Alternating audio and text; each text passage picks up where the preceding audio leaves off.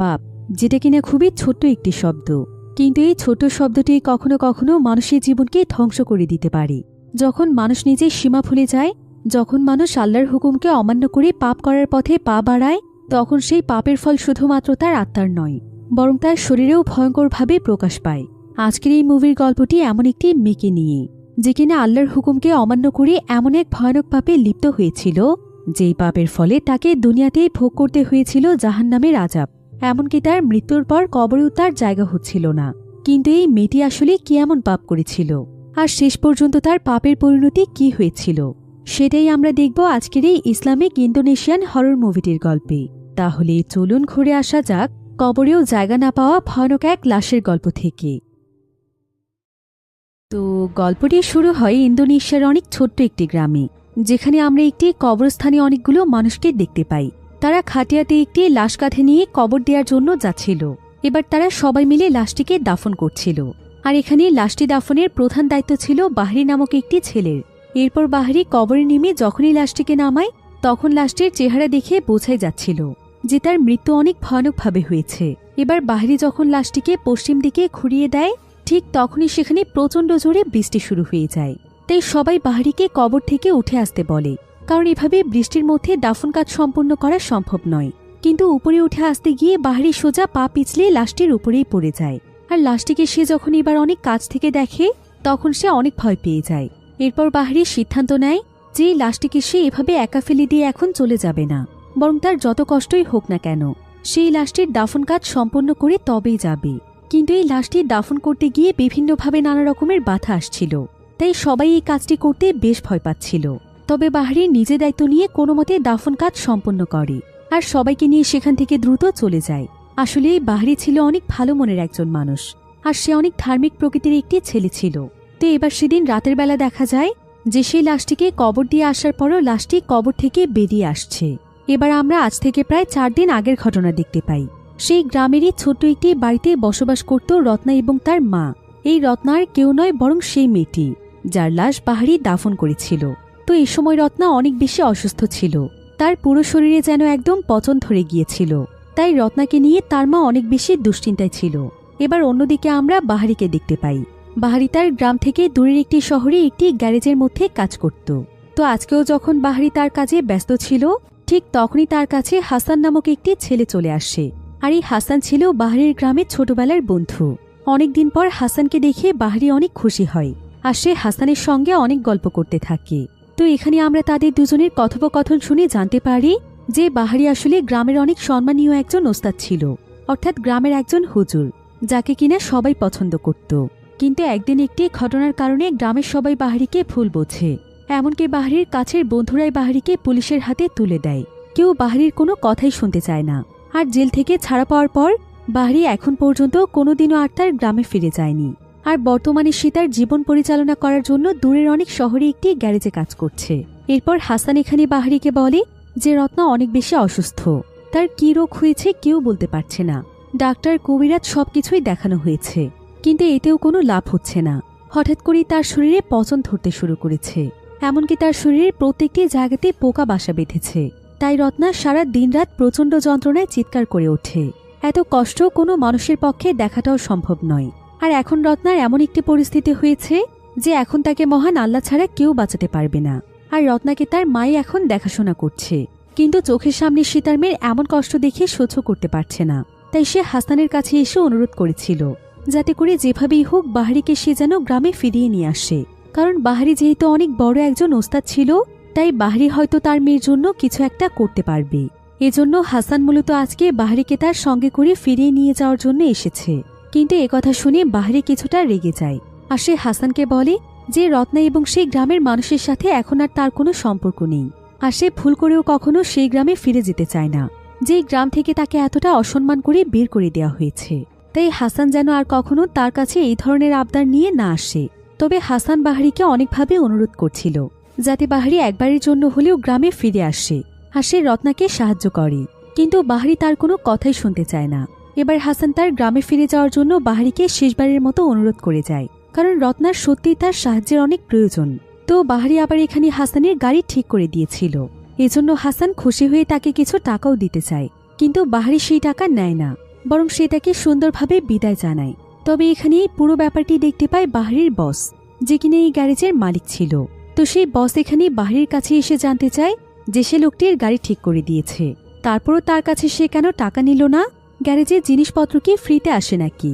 কিন্তু বাহারি তাকে বলে তার গাড়িতে তেমন কোনো সমস্যাই ছিল না, ছোট্ট একটি সমস্যা ছিল যেটা সে হাত দিয়ে ঠিক করে দিয়েছে। কিন্তু তারপরও তার বস তাকে বলে তাতে কি হয়েছে, তুমি তো চাইলে লোকটির কাছে বড় কোনো সমস্যার কথা বলে টাকা নিতে পারতে। তবে বাহারি তখন তাকে বলে ছোটবেলা থেকে আমি সবসময় অন্যায় কাজ থেকে দূরে থেকেছি, আর আমার প্রত্যেকটি দায়িত্ব আমি সঠিকভাবে পালন করেছি, তাই আমার পক্ষে কখনোই এই ধরনের অন্যায় কাজ করা সম্ভব নয়। তবে বাহারির এমন কথা শুনে তার বস তাকে নিয়ে মজা করতে থাকে, আর সে তাকে অনেক তাচ্ছিল্য করে বলতে থাকে জেলখাটা কয়েদির মুখে কিন্তু এমন নীতি কথা মানায় না। এতগুলো দিন জেল খেটে এসে আমার গ্যারেজে জায়গা পেয়েছ, আর এখন আমার কাছে ভালো শাস্তি চাইছ। এবার সেদিন রাতের বেলা দেখা যায় বাহারি যখন তার বিছানায় ঘুমোচ্ছিল, হঠাৎ করে মাঝরাতে তার কানের কাছে একটি কাফন পরা লাশ চলে আসে। আর ঠিক এমন সময় বাহারির ঘুম ভেঙে যায়, কিন্তু সে বুঝতে পারছিল না যে হঠাৎ করে আসলে কি হয়েছে। তার কাছে বারবার মনে হচ্ছে তার সঙ্গে কেউ রয়েছে, তাই বাহারি বিছানা থেকে উঠে আশেপাশে খুঁজতে থাকে, কিন্তু সে কোথাও কাউকে দেখতে পায় না। তাই তার মনে হয় যে সবকিছু হয়তো তার মনের ভুল, এজন্য সে আবারও ঘুমোতে তার বিছানায় ফিরে যায়। কিন্তু এমন সময় সে বাহির থেকে কারো আর্তনাদের আওয়াজ শুনতে পায়, যে কিনা তার কাছে সাহায্য চাইছে। তাই বাহিরে তখন সেই আওয়াজ ফলো করতে করতে বাইরে চলে আসে, আর সে একটি গাড়ির সামনে এসে দেখতে পায় যে সেই গাড়ির মধ্যে শিকল দিয়ে বাঁধা অবস্থায় রত্না রয়েছে। আর সে এখানে কাঁদতে কাঁদতে বলছে যে তার প্রচণ্ড কষ্ট হচ্ছে। রত্নার এমন অবস্থা দেখে বাহারির খুবই খারাপ লাগছিল। এরপর সে রত্নাকে সেখান থেকে বের করতেই যাবে, কিন্তু ঠিক তখনই রত্নার গলায় যে শিকলটি ছিল সেটা রত্নাকে সেখান থেকে টেনে নিয়ে যায়, আর রত্নার সঙ্গে সঙ্গে গায়েব হয়ে যায়। এমন পরিস্থিতি দেখে বাহারি বুঝতে পারে যে হয়তো কোনো কালো জাদুর কারণে রত্নার সঙ্গে এমনটা ঘটছে। তাই বাহারি এখানে সিদ্ধান্ত নেয় যে সে এক্ষুনি গ্রামে ফিরবে আর রত্নাকে সুস্থ করার চেষ্টা করবে। এরপর বাহারি দ্রুত তার জিনিসপত্র গুছিয়ে ফেলে, আর সে মধ্যরাতের একটি বাসে করে তার গ্রামের উদ্দেশ্যে রওনা হয়। কিন্তু মাঝপথে বাহারি দেখতে পায় যে রাস্তার মধ্যে অনেক বড় একটি অ্যাক্সিডেন্ট ঘটেছে, তাই রাস্তা সাময়িকভাবে বন্ধ হয়ে আছে। অন্যদিকে আমরা রত্না এবং তার মাকে দেখতে পাই। রত্নার মায়ের নাম ছিল হালিমা। হালিমা তার মেয়ের অবস্থা দেখে অনেক কষ্ট পাচ্ছিল। সে এখানে তার মেয়েকে অনেক যত্ন সহকারে খাইয়ে দিচ্ছিল। এরপর ঠিক এমন সময় রত্নাদের বাড়ির সামনে আসিফ নামক একটি ছেলে এসে হালিমাকে ডাকে। হালিমা তখন বেরিয়ে এসে তার কাছে জানতে চায় যে হঠাৎ করে এই সময় সে কেন এখানে এসেছে। আসিফ তখন তাকে বলে, আমি কেন এসেছি আপনি বুঝতে পারছেন না? আপনি আপনার এই অসুস্থ মেয়েকে মেরে ফেলছেন না কেন? না জানি মেয়েটা কি এমন পাপ করেছে যার কারণে আল্লাহ তাকে এত বড় শাস্তি দিচ্ছে। তারপরে এই পাপের বোঝা আপনি মাথায় নিয়ে বেড়াচ্ছেন। তাই যত দ্রুত সম্ভব আপনার মেয়েকে মেরে ফেলার ব্যবস্থা করুন। কিন্তু এমন কথা শুনে হালিমা তখন তাকে বলে, তুমিও তো কিছুদিন পর একজন সন্তানের বাবা হতে যাচ্ছ। একবার চিন্তা করে দেখো তো, তুমি কি কখনো তোমার সন্তানকে নিজের হাতে মেরে ফেলতে পারবে? এখন এই সমস্ত বিষয় নিয়ে আসিফের সঙ্গে তার অনেক কথা কাটাকাটি হয়। আর কথার এক পর্যায়ে আমরা জানতে পারি যে অনেক বছর আগে রত্নার বাবা আসিফের কাছ থেকে অনেক টাকা লোন নিয়েছিল, আর সে সেই লোন পরিশোধ করতে না পারার কারণে হঠাৎ করে একদিন নিজের হাতে নিজের জীবন শেষ করে দেয়, যার ফলে আসিফ আর তার পাওনা টাকা ফেরত পায় না। এজন্য রত্না এবং রত্নার মায়ের উপর তার অনেকদিন আগে থেকে অনেক ক্ষোভ জমে আছে, তাই সে সবসময় তাদের পেছনে লেগে থাকে। এবার অন্যদিকে আমরা বাহারিকে দেখতে পাই। বাহারি কোনো মতে সেই বাসে করে তার গ্রামে এসে পৌঁছয়। গ্রামে পৌঁছে বাহারি প্রথমে তার বন্ধু হাসানের বাড়িতে চলে যায়। হাসান তাকে দেখে অনেক খুশি হয়ে যায়, কারণ সে জানত যে যা কিছুই হয়ে যাক বাহারি নিশ্চয়ই আসবে। এদিকে দেখা যায় বাহারিকে দেখে গ্রামবাসীরা খুব একটা খুশি ছিল না, তারা খুবই অদ্ভুতভাবে বাহারির দিকে তাকিয়েছিল। এবার হাসান এখানে বাহারিকে জানায় যে তাকে সর্বপ্রথম ফাতে নামক একজন ব্যক্তির সাথে দেখা করতে হবে। হাসান তখন বাহারিকে সোজা ফাতের সঙ্গে দেখা করানোর জন্য নিয়ে যায়। আর এখানে দেখা যায় বাহারি ফাতেকে দেখে অনেক খুশি হয়ে যায়। সে এসে সঙ্গে সঙ্গে ফাতেকে অনেক সম্মান জানায়, কারণ এই ফাতে আসলে অনেক ভালো একজন মানুষ ছিল, আর ছোটবেলা থেকে বাহারিকে সেই লালন পালন করেছে। তাই এতদিন পর বাহারি তাকে দেখে অনেক খুশি ছিল। এরপর ফাতে এখানে তার স্ত্রীকে বলে বাহারির জন্য তার পছন্দের যত খাবার আছে সবকিছু রান্না করতে। ফাতের স্ত্রীও বাহারিকে অনেক পছন্দ করত। এরপর ফাতে এখানে বাহারির কাছে জানতে চায় যে সে কি এই গ্রামে রত্নার জন্যই ফিরে এসেছে। তবে বাহারি এখানে এই প্রশ্নে সোজা কোনো উত্তর না দিয়ে কথা ঘোরানোর চেষ্টা করছিল। ফলে ফাতে বুঝে যায় যে বাহারি এখানে রত্নার জন্যই এসেছে। ফাতে তখন বাহারিকে বলে, কোনো সমস্যা নেই, আমি নিজেও যদি এখন আগের মতোই সুস্থ থাকতাম তাহলে আমি নিশ্চয়ই রত্নাকে সাহায্য করতাম। আসলে ফাতেও একসময় একজন ওস্তাদ ছিল। এবার ফাতের সঙ্গে কথা শেষ হওয়ার পর সেখানে মাত নামক একটি বাচ্চা আসে। সে তখন বাহারিকে একটি রুমে নিয়ে যায়, যাতে করে বাহারি সেখানে থাকতে পারে। এবার আমরা বেশ কয়েক বছর আগের ঘটনা দেখতে পাই, যেখানে বাহারি রত্নার সঙ্গে বসে গল্প করছিল। আসলে বাহারি এবং রত্না ছোটবেলা থেকে একসঙ্গেই বড় হয়েছে, আর যখন থেকেই তারা বুঝতে শিখেছে তখন থেকেই তারা একে অপরকে ভালোবেসে এসেছে।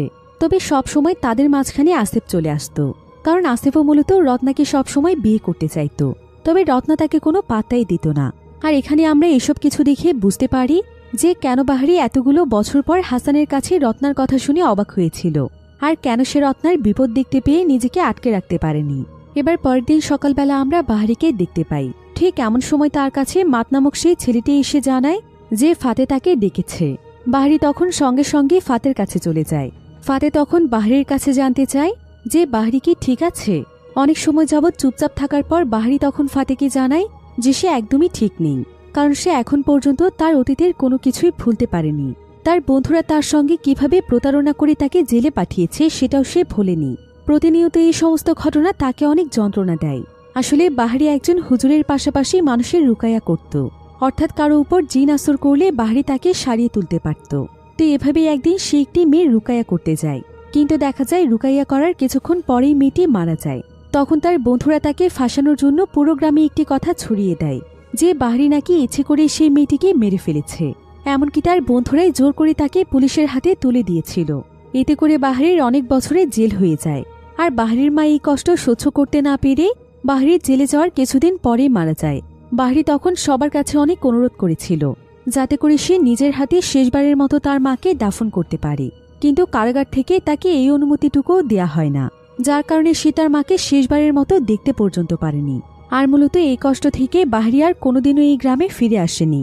এরপর বাহারি এখানে ফাতেকে এটাও জানিয়ে দেয় যে সে আসলে রত্নার জন্যই গ্রামে ফিরে এসেছে।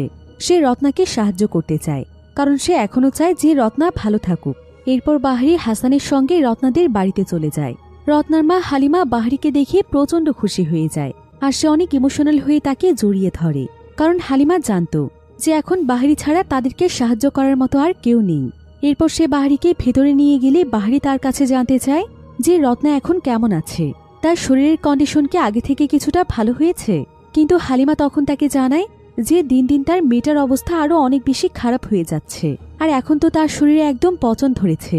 তাকে দেখে মনে হচ্ছে যেন সে একটি পচাগলা লাশ। এরপর হালিমা বাহারির কাছে জানতে চায় যে সে রত্নাকে সাহায্য করতে পারবে কিনা। বাহারি তখন বলে সে তার সর্বোচ্চটা দিয়ে চেষ্টা করবে। এদিকে এমন সময় আবার রত্না সেখানে চিৎকার করে ওঠে।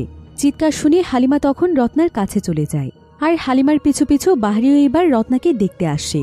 এরপর সে যখনই রত্নার দিকে তাকায় তখন সে নিজেও অনেক বেশি ভয় পেয়ে যায়, কারণ রত্নার পুরো শরীর একদম পচে গলে গিয়েছে, আর তার শরীরের প্রত্যেকটি জায়গাতেই পোকারা বাসা বেঁধেছে। এদিকে রত্নার আর্তনাদ যখনই বাহারির কানের মধ্যে আসে তখন বাহারি কোনোভাবেই এটা সহ্য করতে পারছিল না, তাই সে দৌড়ে বাইরে চলে আসে। আর সে হাসানকে জানায় যে তার পক্ষে রত্নার রুকাইয়া করা সম্ভব নয়, যে মানুষকে সে এতগুলো বছর ধরে ভালোবেসে এসেছে তার এমন পরিণতি সে চোখের সামনে কিভাবে সহ্য করবে। তবে হাসান তখন তাকে বুঝিয়ে বলে, সে তাকে বলে যে সে একমাত্র রত্নাকে সাহায্য করতে পারে, তা না হলে রত্না এভাবে কষ্ট পেতে পেতে মারা যাবে। তাই হাসান তখন বাহারিকে বলে যে সে এখন চলে যাচ্ছে, বাহারি যেন তার কাজ চালিয়ে যায়, রাতের বেলা সে তাকে নিতে আসবে। এই বলে হাসান সেখান থেকে চলে যায়, আর বাহারিও চলে যায় রত্নার রুকাইয়া করার জন্য। বাহারি আবারও সাহস করে রত্নার সামনে গেলে দেখা যায় রত্না এখানে বাহারিকে চিনতে পারে, আর সে চিৎকার করতে করতে বাহারির দিকে তার হাত বাড়িয়ে দেয়। বাহারি তখন রত্নার হাতটি চেপে ধরে, আর সে রত্নার মা হালিমাকে বলে তার জন্য গরম পানি নিয়ে আসতে। এমনকি সে এখানে রত্নাকেও বলে যে সে এখন তিলাওয়াত শুরু করবে। রত্নাও যেন চেষ্টা করে তার সঙ্গে তিলাওয়াত করার জন্য। এরপর বাহারি তখন সেখানে তার তিলাওয়াত শুরু করে। এতে করে দেখা যায় রত্না যেন আরও বেশি করে চিৎকার করে উঠছিল, তার অনেক বেশি কষ্ট হচ্ছিল। এভাবে দেখতে দেখতে একদম সন্ধে নেমে আসে, আর বাহারি এখনও তার তিলাওয়াত চালিয়ে যাচ্ছিল। এদিকে অন্ধকারের কারণে হালিমা হারিকেন ধরাতে যায়, কিন্তু এমন সময় দেখা যায় যে সেখানকার পরিস্থিতি একদম পাল্টে যাচ্ছে, আর বাহারি বেশ ভালোভাবেই অনুভব করতে পারছে যে এখানে হয়তো খারাপ কোনো শয়তান রয়েছে। তাই সে সেখানে অনেক জোরে জোরে আয়াতুল কুরসি পড়তে শুরু করে। আর এর পরে বাহারি দেখতে পায় যে রত্নাদের ঘরে যে আয়নাটি রয়েছে সেই আয়নার মধ্যে সেই শয়তানটিকে দেখা যাচ্ছে, যে কিনা রত্নার উপর আসর করেছে। আর এখানে বাহিরের আয়াতুল কুরসির আওয়াজ শুনতে পেয়ে সেই শয়তানটি এখানে অনেক ছটফট করছিল। এদিকে এ সময় পুরো ঘর একদম অন্ধকার হয়ে গিয়েছিল। এরপর যখনই বাহিরের আয়াতুল কুরসি পড়া শেষ হয়ে যায় তখন পরিস্থিতি কিছুটা শান্ত হয়ে যায়। তবে রত্না এখানে পুরোপুরিভাবে অজ্ঞান হয়ে গিয়েছিল। তাই বাহারি তখন তার মা হালিমাকে ডাক দেয়, কিন্তু হালিমার কোনো সারা শব্দই ছিল না। তাই বাহারি তখন নিজেই অন্য রুমে হালিমাকে খুঁজতে চলে যায়। এদিকে রত্না যখন তার রুমে একা ছিল ঠিক তখনই সেই শয়তান আবারও তার উপর আসর করে। এদিকে বাহারি হালিমাকে পেয়ে যায়। হালিমা তার হাতে একটি মোমবাতি দিয়ে তার সঙ্গে করে রত্নার রুমে চলে আসে। কিন্তু রুমে আসার পর তারা দেখতে পায় সেখানে আর রত্না ছিল না। তাই তারা দুজনই অনেক দুশ্চিন্তায় পড়ে যায়। এরপর দ্রুত তারা পুরো বাড়ির মধ্যে রত্নাকে খুঁজতে শুরু করে, কিন্তু আশেপাশের কোথাও রত্নার ছায়া পর্যন্ত ছিল না। বাহারি এখানে সূরা পড়তে পড়তে রত্নাকে খুঁজছিল। তবে এমন সময় দেখা যায় যে বাহারির ঠিক পেছনেই রত্না চলে আসে, আর সে বাহারির হাতে থাকা মোমবাতিটি নিভিয়ে দেয়। তাই বাহারি তখন রত্নার মায়ের কাছে গিয়ে আবারও মোমবাতিটি জ্বালিয়ে নেয়। এমন সময় তারা রত্নাকে বাহিরে দেখতে পায়। তাই বাহারি তখন হালিমাকে নিয়ে বাহিরে বেরিয়ে আসে। এরপর যখনই তারা উপরে তাকায় তখন তারা দেখতে পায় যে রত্না তাদের বাড়ির টিনের চালের উপর বসে আছে, আর রত্না এখানে প্রচণ্ড হাসছে। মূলত এখন রত্নাকে সেই শয়তান পুরোপুরিভাবে নিজের কবজাতে নিয়ে নিয়েছিল। তাই বাহারি তখন অনেক অনুরোধ করে রত্নাকে নিচে নেমে আসতে বলে, কারণ বাহারির বিশ্বাস ছিল যে রত্নাকে এই শয়তান আসর করলেও এখনও রত্না বেঁচে আছে। তাই সে বারবার রত্নাকে তাদের অতীতের কথা মনে করিয়ে দিচ্ছিল। কিন্তু এতে করে দেখা যায় সেই শয়তান প্রচণ্ড রেগে যায়, আর সে দৌড়ে এসে হালিমার গলা চেপে ধরে। বাহারি তখন কোনো মতে রত্নাকে তার মায়ের কাছ থেকে ছাড়িয়ে নেয়, আর সে রত্নাকে বারবার বলতে থাকে, রত্না তুমি আমার সঙ্গে সূরা পাঠ করো, তুমি একদম ঠিক হয়ে যাবে। আমি তোমাকে তখনই সাহায্য করতে পারবো যখন তুমি আমাকে সাহায্য করবে। কিন্তু সেই শয়তান তখন বাহারিকে বলে, তুই কি ভেবেছিস রত্না এখনো আমার মধ্যে আছে? রত্না তো অনেকদিন আগেই মারা গিয়েছে। গ্রামের মানুষেরা রত্নার সঙ্গে যা কিছু করেছে সেই সব কিছুর পরও রত্না কিভাবে বেঁচে থাকবে? এখন এই শরীর শুধুমাত্র আমার, তাই আমার কাছ থেকে দূরে থাকলে তোরই ভালো হবে। কিন্তু বাহারি তার কোনো কথাই শুনতে চাইছিল না। সে আবারও সূরা পড়ে সেই শয়তানকে দমন করার চেষ্টা করছিল, কিন্তু এতে শয়তান প্রচণ্ড রেগে যায়, আর সে সঙ্গে সঙ্গে বাহারির গলা চেপে ধরে তাকে মেরে ফেলতে চাইছিল। অন্যদিকে আমরা ফাতেকে দেখতে পাই। ফাতে খুব ভালো করে জানত যে বাহারি এখন তার রুকেয়ার কাজ করছে, তাই সে নামাজে বসে মহান আল্লাহর কাছে বাহারির জন্য সাহায্য চাইছিল। এতে করে দেখা যায় বাহারি আবারও নিজের মাঝে শক্তি ফিরে পায়, আর সে আবারও তার পুরো শক্তি দিয়ে সূরা তিলাওয়াত করতে শুরু করে। এরপর যখন তিলাওয়াত করা শেষ হয়ে যায় তখন দেখা যায় রত্নার শরীর থেকে সেই শয়তান চলে গিয়েছে, আর রত্না তার জ্ঞান ফিরে পেয়েছে। কিন্তু কিছুক্ষণ পরেই দেখা যায় রত্না এখানে শেষ একটি শব্দ বলে, সেটা হলো মা। একথা বলে রত্না সেখানে আর তার চোখ বন্ধ করে না, এমনকি সে নড়াচড়াও বন্ধ করে দেয়। বাহারি এবং হালিমা এতে বুঝে যায় যে রত্না আসলে তাদেরকে ছেড়ে চলে গিয়েছে। তারা দুজনই এতে অনেক বেশি কষ্ট পেয়ে রত্নাকে ধরে কাঁদতে থাকে। এবার পরদিন সকালবেলা দেখা যায় রত্নার জানাজা সম্পূর্ণ করে তাকে দাফন করার জন্য নিয়ে যাওয়া হচ্ছিল। আর রত্নার মৃত্যুতে গ্রামের অনেক মানুষই অনেক খুশি হয়েছিল।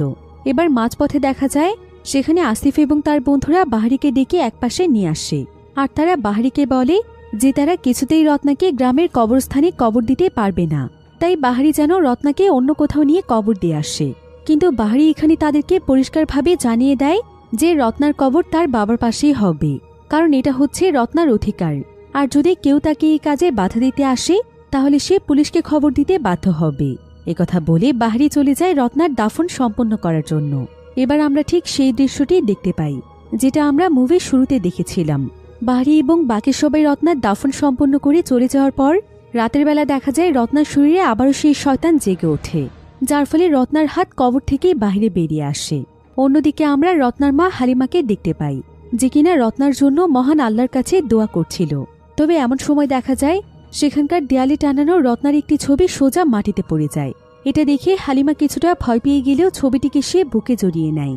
অন্যদিকে আমরা আসিফকে দেখতে পাই, সে তার স্ত্রী ইয়ানের সঙ্গে কথা বলছিল, যে কিনা কিছুদিন পরে একটি সন্তান জন্ম দেবে। তো ইয়ান এখানে আসিফের কাছে আম খেতে চায়। আসিফ তখন তার সন্তানের কথা ভেবে আম আনতে চলে যায়। এরপর দেখা যায় ইয়ান তাদের পানির কুয়া থেকে পানি তুলছিল, কিন্তু পানির বালতির মধ্যে একটি সাপ উঠে আসে। এটা দেখে ইয়ান প্রচণ্ড ভয় পেয়ে যায়। আর এমন সময় দেখা যায় হঠাৎ করেই তার পেট আরও অনেক বেশি ফুলে উঠতে শুরু করে, আর তার পেট থেকে রক্ত পড়তে থাকে। এসব কিছু দেখে ইয়ান অনেক বেশি ভয় পেয়ে যায়। আর যখনই সেই সাপটি ইয়ানের দিকে এগিয়ে আসতেই যাবে তখন ইয়ান কোনো মতে দূরে সরে গিয়ে তার দরজার সামনে চলে যায়।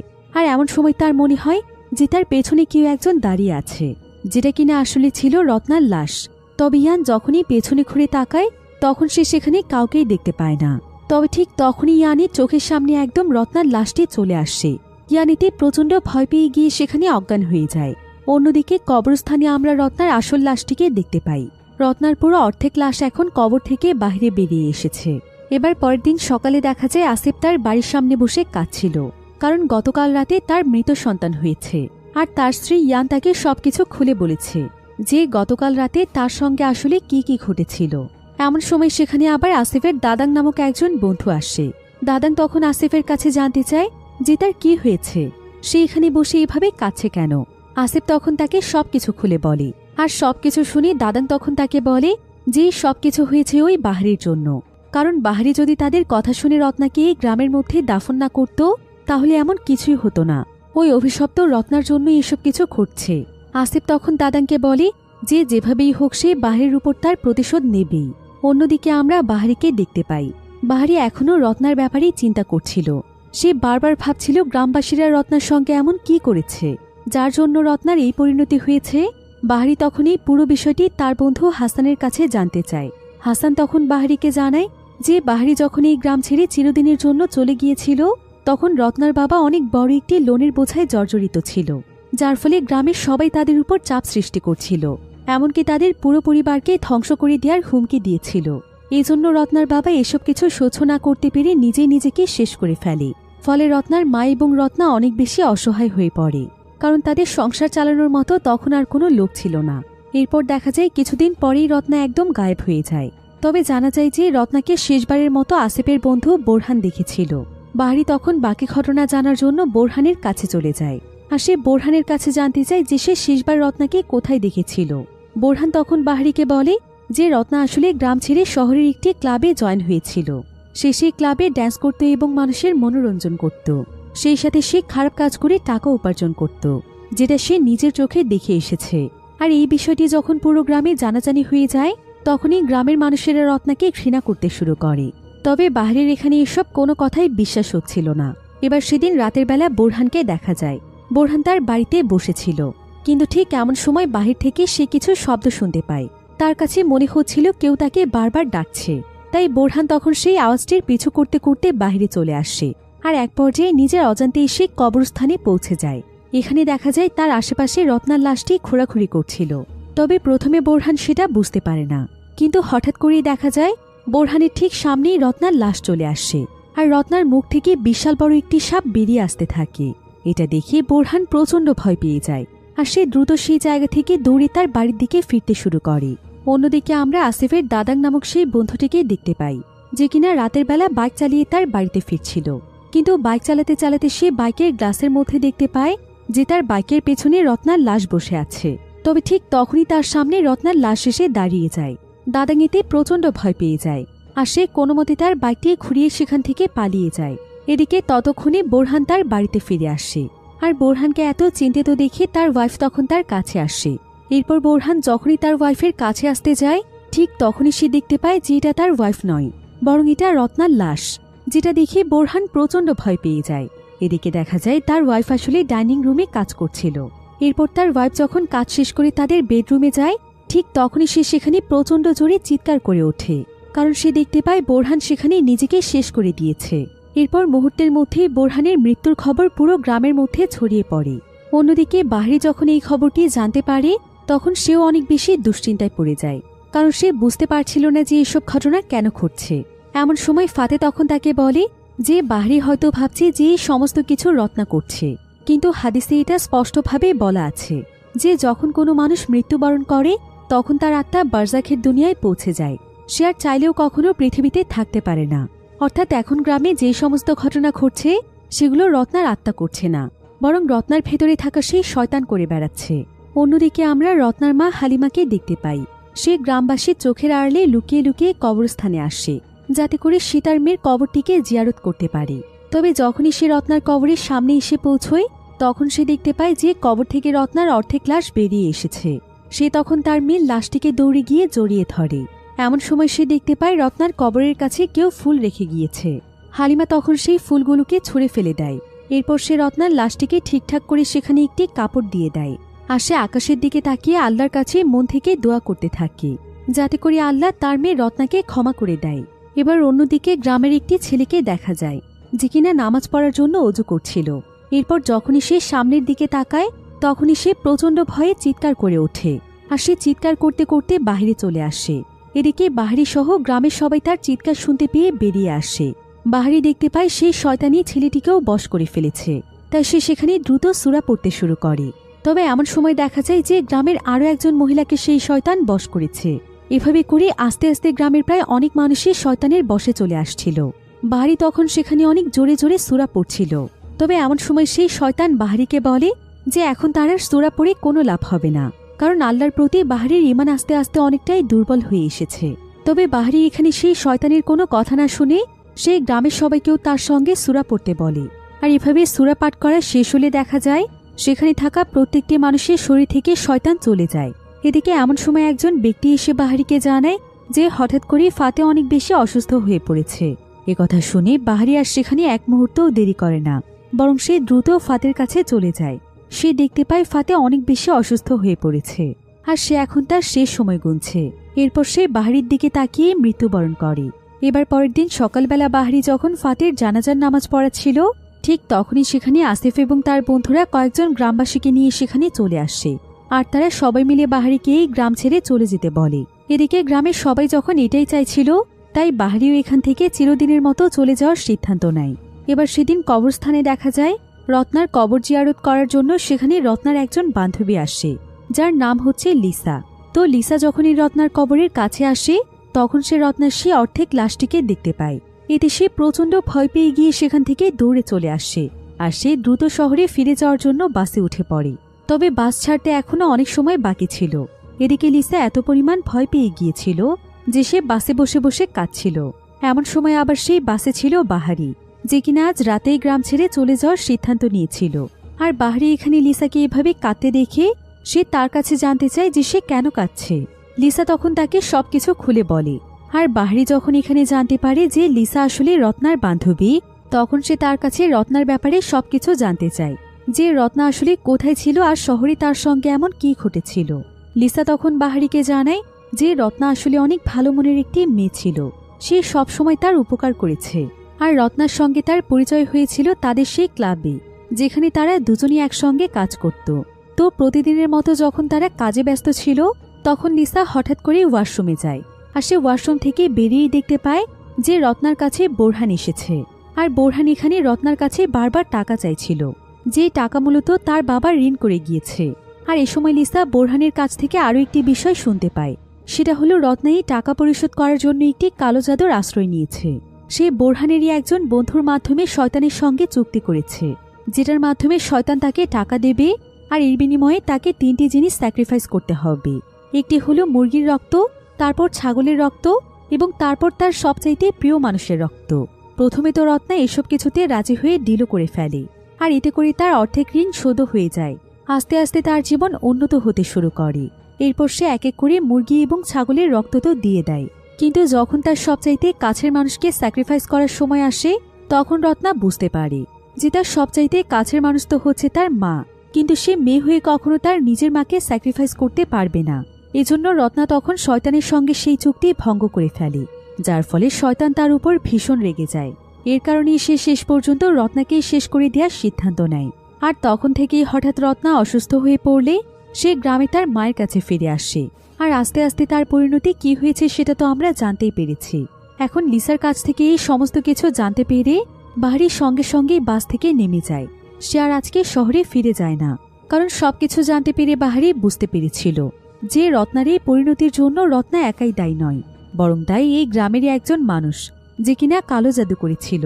আর যদি সেই ব্যক্তিকে থামিয়ে এই কালো জাদু বন্ধ করা না যায়, তাহলে একদিন এই পুরো গ্রামই ধ্বংস হয়ে যাবে।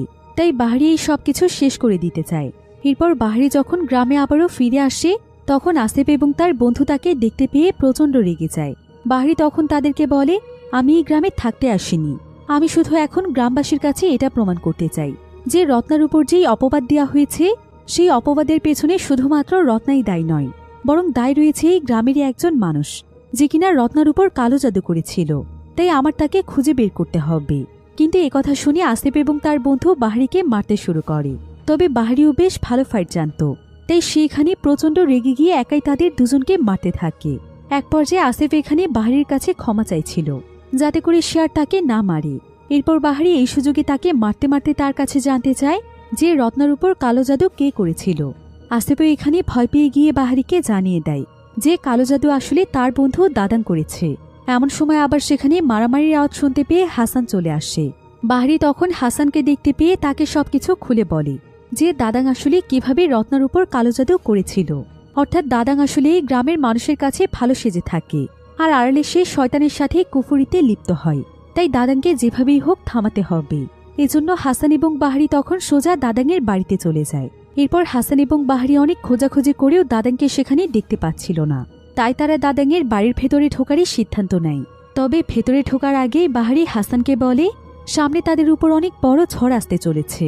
আর বাহারি যেহেতু এসবের উপর একজন ওস্তাদ ছিল, তাই সেই সবকিছু একাই মোকাবেলা করতে চায়। কারণ এই পুরো বিষয়টি হাসানের জন্য অনেক ভয়ানক হতে পারে এতে হাসানের অনেক বড় ক্ষতি হয়ে যাবে। তাই বাহারি তখন হাসানকে চলে যেতে বলে, আর বাড়িতে গিয়ে নামাজের মাধ্যমে আল্লাহর কাছে তাকে তার জন্য প্রার্থনা করতে বলে। হাসানও তখন বাহারির কথা মতো সেখান থেকে চলে যায়। এবার বাহারি তখন মহান আল্লাহর নামে ঘরের ভেতরে ঢুকে যায়, কিন্তু আশেপাশের কোথাও কেউ ছিল না। তাই বাহারি তখন চারিপাশ ঘুরে ঘুরে দাদাংকে খুঁজতে থাকে। আর এভাবেই এক পর্যায়ে এসে এমন একটি রুমের মধ্যে পৌঁছে যায় যেখানে কালো জাদুর বিভিন্ন জিনিসপত্র রাখা ছিল, যেগুলো দেখে বাহারি অনেকটাই ভয় পেয়ে যায়। আর এমন সময় দেখা যায় তার পেছনে দাদাং চলে আসে, আর দাদাং সঙ্গে সঙ্গে বাহারির মাথায় প্রচণ্ড জোরে আঘাত করে, যার ফলে বাহারি সেখানে অজ্ঞান হয়ে যায়। এরপর দাদাং বাহারির উপরও কালো জাদু করার সিদ্ধান্ত নেয়। সে বাহারিকে একটি জায়গাতে শুয়ে তার কালো জাদু শুরু করে দেয়। তবে তার আগে এখানে সে বাহারিকে উদ্দেশ্য করে নিজে নিজেই বলতে থাকে আস্তে আস্তে আমার উদ্দেশ্য সফল হচ্ছে। প্রথমে তো রত্নাকে শেষ করেছি, এখন শেষ করব তোকে। রত্নার মতো এত ভালো একটি মেয়েকে আমি শয়তানে পরিণত করেছি, কারণ শয়তান আমার বন্ধু। রত্না তো আসলে দোষীই নয়, সে কখনো কোনো খারাপ কাজ করেনি। আসলে রত্নাকে তার বাবার ঋণ পরিশোধ করার ব্যাপারে আইডিয়া দিয়েছিল দাদাং। দাদাংই রত্নাকে শয়তানের সঙ্গে চুক্তি করার জন্য বারবার বলেছিল, এবং সে এটাও বলেছিল যে এতে করে রত্নার কোনো ক্ষতি হবে না, বরং রত্নাকে শুধু কিছু জিনিস স্যাক্রিফাইস করতে হবে। আর গ্রামে রত্নার নামে যে বদনাম ছড়িয়েছে যে রত্না আজেবাজে কাজ করে টাকা উপার্জন করেছে, এমনটা নয়, বরং রত্না সবসময় সৎ থেকেই টাকা উপার্জন করেছে। তবে সেই সৎ উপায়ে টাকা উপার্জনের রাস্তা তাকে শয়তানি তৈরি করে দিয়েছে, যেটার মাধ্যমে সে তার বাবার ঋণগুলো পরিশোধ করেছে। কিন্তু রত্নার জীবনের ভুল তো ছিল শুধুমাত্র একটি, সেটা হলো সে শয়তানের সঙ্গে যেই চুক্তি করেছিল সেই চুক্তি সে ভঙ্গ করেছে। আর শয়তানের সঙ্গে চুক্তি করে একবার ভঙ্গ করার পর শয়তান সেই মানুষের পুরো শরীর নিজের দখলে নিয়ে নেয়। আর সেদিন থেকেই সেই মানুষটি আস্তে আস্তে মরতে শুরু করে, তার শরীর একদম লাশের মতো হয়ে গিয়ে পচে যেতে শুরু করে, ঠিক যেমনটা রত্নার সঙ্গে হয়েছিল।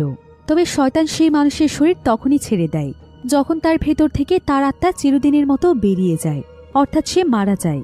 কিন্তু আমরা দেখতে পেয়েছিলাম রত্না মৃত্যুর পরও তার কবর থেকে উঠে এসেছিল। তবে এটা সেই শয়তানের জন্য নয়, বরং রত্নার মৃত্যুর পর দাদাং প্রতিদিন রাতে রত্নার কবরের কাছে গিয়ে ফুল দিয়ে কালো জাদু করত এবং রত্নার শরীরে শয়তানকে ডেকে নিয়ে আসত, যাতে করে সে রত্নার লাশের মাধ্যমে গ্রামের মানুষের মধ্যে আতঙ্ক ছড়িয়ে দিতে পারে এবং মানুষকে শয়তানের বশে নিয়ে আসতে পারে, এমনকি মানুষের ঈমান দুর্বল করে দিতে পারে। আর দাদাং মূলত এই কাজগুলো শয়তানের সঙ্গে হাত মিলিয়েই করছিল। সে মূলত শয়তানের কাছে মানুষের আত্মা বিক্রি করতে চাইছিল, কারণ এতে করে সে আরও অনেক বেশি শক্তিশালী হয়ে উঠবে। এজন্যই মূলত দাদাং এই সমস্ত কিছু করছিল। তো দাদাং এখানে বাহারির সামনে এই সমস্ত কিছু বলছিল। এদিকে বাহারির খুবই অল্প অল্প জ্ঞান ছিল, কিন্তু তার এখানে কথা বলার বা উঠে দাঁড়ানোর মতো কোনো শক্তি ছিল না। তবে তার এখানে বারবার ফাতের বলা কিছু কথা মনে পড়ছিল। সেটা হলো ফাতে একবার তাকে বলেছিল মানুষের ঈমান মূলত মুখের কথায় নয়, বরং হৃদয় থেকে যেটা আসে সেটাই হয়। মানুষ মন দিয়ে যদি সৃষ্টিকর্তাকে ডাকে তাহলে সৃষ্টিকর্তা কখনোই তাকে ফিরিয়ে দেয় না। এসব কিছু ভাবতে ভাবতে বাহারি মনে মনে সূরা পাঠ করছিল। এরপর এভাবেই যখন তার সূরা পাঠ শেষ হয়ে যায় ঠিক তখনই তার জ্ঞান ফিরে আসে। এমন সময় দাদমও তাকে বলি দিতেই যাচ্ছিল, কিন্তু ঠিক সময় মতো বাহারি তার হাত ধরে ফেলে। এতে করে তাদের দুজনের মধ্যে লড়াই শুরু হয়ে যায়। তবে এক পর্যায়ে বাহারি দাদাংয়ের দিকে আগুন ছুঁড়ে মারে, যার ফলে দেখা যায় বাড়ির মধ্যে আগুন লেগে যায়। কিন্তু এরপরও দাদাং এখানে বাহারিকে মারার চেষ্টা করছিল, আর বাহারিও এখানে তাকে দমন করার চেষ্টা করতে থাকে। দাদাং তো এখানে বাহারিকে এক পর্যায়ে মেরেই ফেলছিল, কিন্তু সময় মতো বাহারি এখানে তার হাতে বড় একটি কাঠের টুকরো পেয়ে যায়, আর সেটা সে সঙ্গে সঙ্গে দাদাংয়ের দিকে ছুরি মারলে দাদাং তার মাথায় প্রচণ্ড জোরে আঘাত পায়। ফলে দাদাং সঙ্গে সঙ্গে সেখানে অজ্ঞান হয়ে যায়। এদিকে পুরো বাড়ির মধ্যে যেহেতু আগুন ধরে গিয়েছিল, তাই বাহারি তখন দ্রুত সেই বাড়ি থেকে বেরিয়ে আসে, আর সে বাইরে এসে চুপচাপ বসে পড়ে। এদিকে আস্তে আস্তে দাদাং সহ পুরো বাড়িটি একদম পুড়ে যাচ্ছিল। আর এমন সময় দেখা যায় বাহারির সামনে কেউ একজন চলে আসে। এরপর বাহারি যখন তার দিকে তাকায়, তখন সে দেখতে পায় যে এটা রত্না। তবে রত্না এবার কোনো শয়তানের রূপে আসেনি, বরং বাহারি এবার রত্নাকে খুব সুন্দর রূপে দেখতে পাচ্ছিল। এখানে রত্না বাহারিকে মন থেকে ধন্যবাদ জানায়, এবং সে তাকে এটাও জানায় যে তার আত্মার শান্তি পেয়েছে। বাহারি তার জন্য ছোটবেলা থেকে অনেক কিছু করেছে, এজন্য সে চিরদিন বাহারির কাছে অনেক কৃতজ্ঞ থাকবে। এই বলে সে বাহারির কাছ থেকে বিদায় নেয়। বাহারি এতে অনেক ইমোশনাল হয়ে যায়, আর তার এখানে রত্নার সঙ্গে কাটানো সুন্দর স্মৃতিগুলো মনে পড়তে থাকে। যেই রত্নাকে সে এত বেশি ভালোবেসেছিল, তাকে যে সে এভাবে হারিয়ে ফেলবে সেটা সে কোনোদিন ভাবতেও পারেনি। এদিকে দেখা যায় দাদাংয়ের বাড়িটির সঙ্গে সঙ্গে দাদাংও পুড়ে সেখানে মারা যায়। এবার পরের দিন সকাল হলে দেখা যায় যে পুরো গ্রামবাসীর সামনে দাদাংয়ের সত্য চলে এসেছিল। আর গ্রামবাসীরা এটাও জানতে পেরেছিল যে রত্না আসলে কোনো খারাপ মেয়ে নয়, বরং সে অনেক ভালো একজন মানুষ ছিল। তাই গ্রামবাসীরা নিজেদের ভুল বুঝতে পেরে রত্নার কবরকে জিয়ারত করতে এসেছে, যাতে করে রত্নার আত্মার শান্তি পায়। এখানে গ্রামবাসীরা সবাই মিলে রত্নার কবরটিকেও সুন্দরভাবে ঠিক করে দিয়েছিল, এবং দোয়ার মাধ্যমে তাকে সবাই সম্মান জানাচ্ছিল। এবার বাহারির কাছে আসিফের একজন বন্ধু আসে, যে কিনা এসব কালো জাদু সম্পর্কে কিছুই জানত না। তবে সে যখন এই সমস্ত কিছু জানতে পেরেছিল, তখনই সে আসিফের সঙ্গ ছেড়ে দিয়েছিল। তো সে এখানে বাহারি এবং হালিমার কাছে মন থেকে ক্ষমা চায়। আর গ্রামের সবাই তাদের ব্যবহারের জন্য বাহারির কাছেও অনেক লজ্জিত ছিল। তো এখানে দেখা যায় আস্তে আস্তে গ্রামের সবকিছু একদম ঠিক হয়ে যায়। গ্রামের সবাই মিলে আবারও বাহারিকে তাদের গ্রামের ওস্তাদ বানায়। এরপর বাহারির কাছে দুজন পুলিশ অফিসার আসে, আর তারা বাহারির কাছে তার বন্ধু হাসানের ব্যাপারে জিজ্ঞাসাবাদ করে। কারণ কিছুদিন আগেই হাসান একটি রোড অ্যাক্সিডেন্টে মারা গিয়েছিল। কিন্তু পুলিশের কাছ থেকে এই সমস্ত কথা জানতে পেরে বাহারি এখানে কিছুই বুঝতে পারছিল না যে তারা কোন হাসানের কথা বলছে। কারণ তার বন্ধু হাসান তো গতকালও তার সঙ্গেই ছিল, তাহলে কিছুদিন আগে সে কিভাবে মারা যাবে? তাই পুলিশ অফিসার তখন তাকে হাসানের একটি ছবি দেখায়। বাহারি দেখতে পায় যে এটা তো সত্যি সত্যি তার বন্ধু হাসান।